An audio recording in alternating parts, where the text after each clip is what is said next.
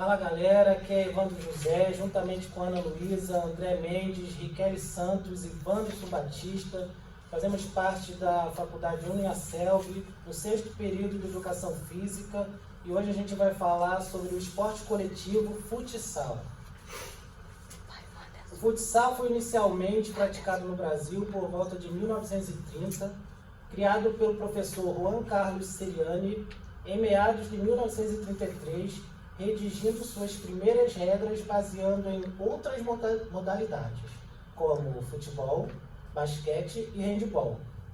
Em pesquisa realizada pelo Instituto Brasileiro de Geografia e Estatística, IBGE, em 1985, estimou-se que existiam aproximadamente 10 milhões de praticantes de futsal no país, tanto profissionais quanto amadores. Sendo o futsal uma das modalidades coletivas mais praticadas nas aulas de educação física escolar, se faz importante e necessário a preparação dos professores.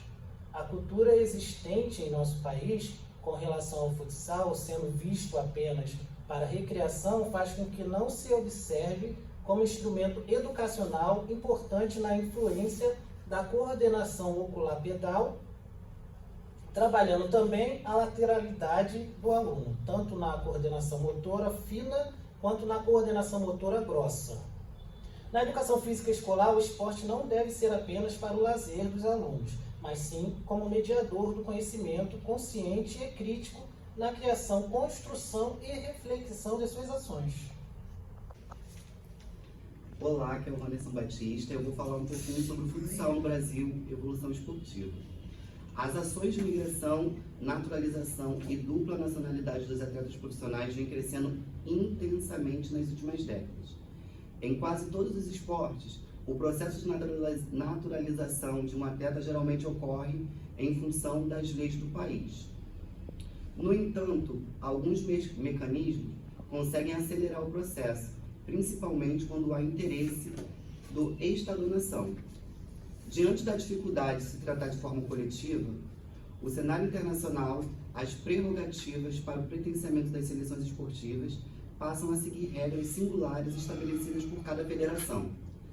A situação vai se configurando e se moldando diante das pressões políticas e econômicas, como também dos acontecimentos em cada modalidade. O que se consolidou foi que o esporte passou a determinar outros princípios para estabelecer o que é a nacionalidade esportiva, que opera além da nacionalidade comum e é determinada pelas leis de cada Estado-nação. O futsal surgiu na década de 30, simultaneamente no Uruguai e no Brasil. Apesar disso, o futsal começou a popularizar-se no Brasil a partir da década de 50 por jovens paulistas por meio da Associação Cristã e por cariocas, que passaram a jogar na quadra da América Futebol Clube, a Liga de Futebol de Salão da ACM, criada por Habib Mups em 1952, foi a primeira entidade ligada ao esporte no Brasil. Olá galera, meu nome é André Mendes, eu sou aluno do 6º período da Faculdade de Educação Física da Uniaselv. Vou falar sobre a iniciação ao futsal.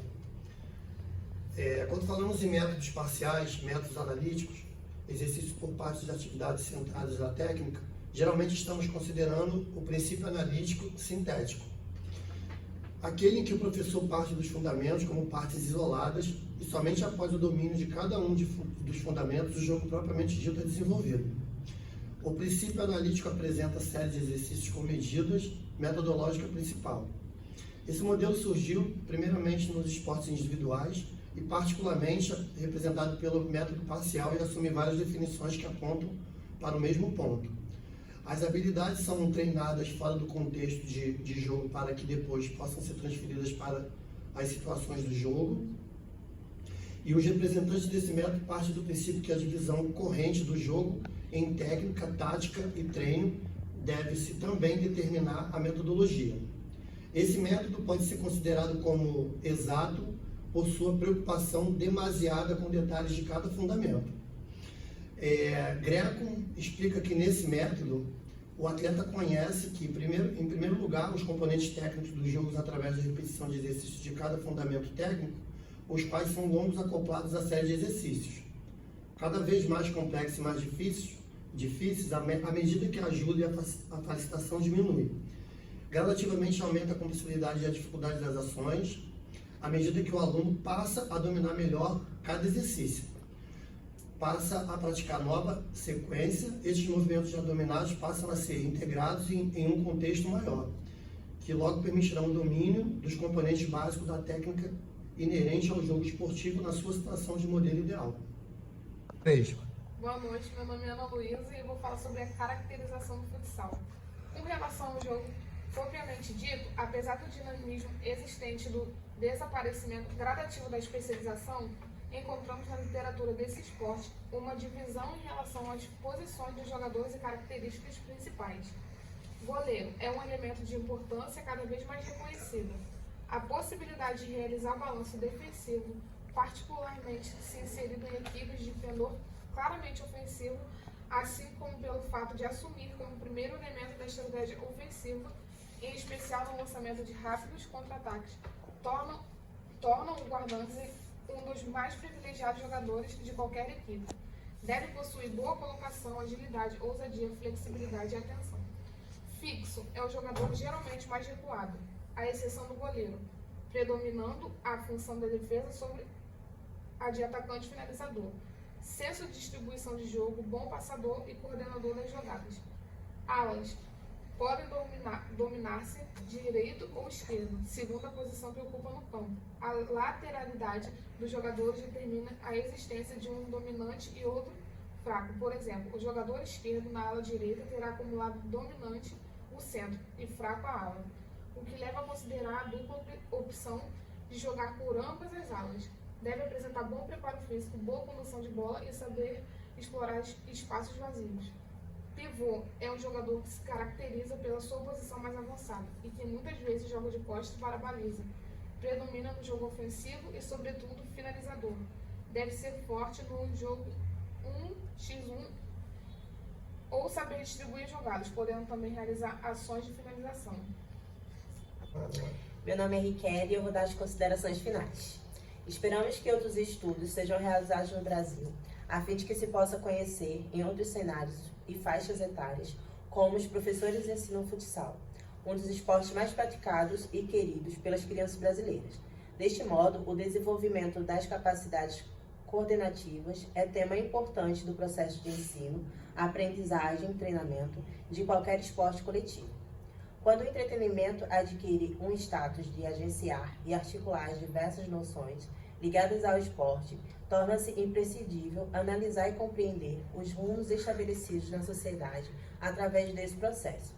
O jogo que outrora era uma simples atividade de chutar qualquer coisa na rua, passou a ser mediado e articulado por uma série de fatores que, na maioria das vezes, fogem ao controle. Obviamente que o setor defensivo integra um contexto maior entendido aqui como jogo. A partir do momento em que a informação jornalística começa a se ocupar e a fornecer detalhes importantes da estruturação, mesmo que de forma fragmentada, as possibilidades de elaboração de um juízo próprio em relação à situação do jogo adquirem qualidade. Ao reconhecer a situação de forma autônoma, o indivíduo torna-se capaz de escolher aquilo que deseja ou considera como a melhor opção. Simultaneamente, tal comportamento pode colaborar no estabelecimento de uma cultura esportiva diferenciada.